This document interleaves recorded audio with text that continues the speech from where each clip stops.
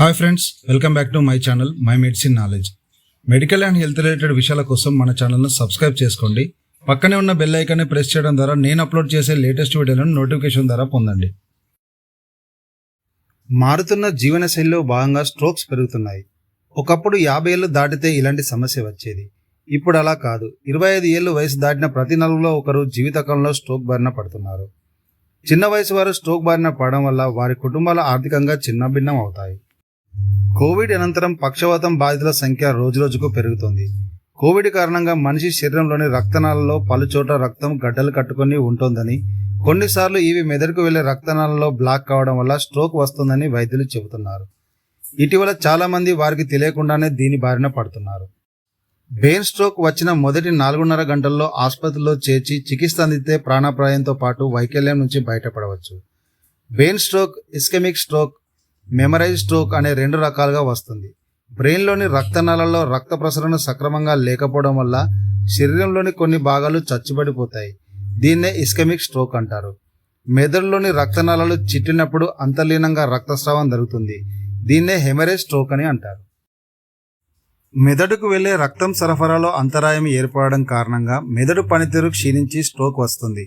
85% మందికి కాళ్ళు చేతులు చచ్చిపడిపోవడం, కొందరికి మూతి వంకరపోవడం, మాట నత్తిగా రావడం, మాట్లాడలేకపోవడం, కళ్ళు మసకబారడం, చూపు కోల్పోవడం వంటివి జరుగుతాయి.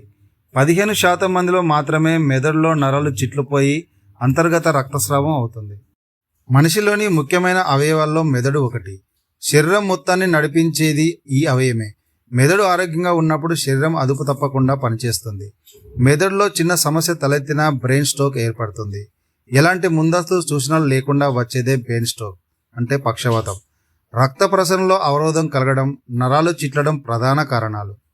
మెదడుకు ఆక్సిజన్, పోషకాలు తీసుకెళ్లే రక్తనాళాలు చిట్లడం, రక్త ప్రసరణకు అంతరాయం ఏర్పడడం వల్ల మెదడులోని ఆ భాగం కణ మరణానికి దారితీస్తుంది. దీన్నే స్ట్రోక్ కారణం కావచ్చు అని వైద్యులు తెలియజేస్తున్నారు. బ్రెయిన్ స్ట్రోక్ వచ్చినప్పుడు లక్షణాలు ఎలా ఉంటాయో ఇప్పుడు తెలుసుకుందాం.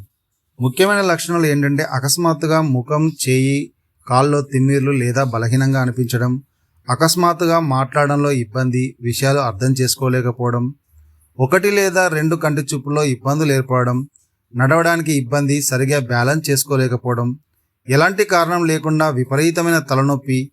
యువతలో స్ట్రోక్కు కారణాలు పనిలో ఒత్తిడి, స్మోకింగ్, మద్యపానం అలవాట్లు, జీవనశైలిలో మార్పులు, శారీరక శ్రమ లేకపోవడం, మధుమేహం, రక్తపోటు, రక్తంలో కొలెస్ట్రాల్ లెవెల్స్ ఎక్కువగా ఉండడం, ఒబేసిటీ ఉన్నవారికి స్ట్రోక్ వచ్చే అవకాశాలు ఎక్కువ.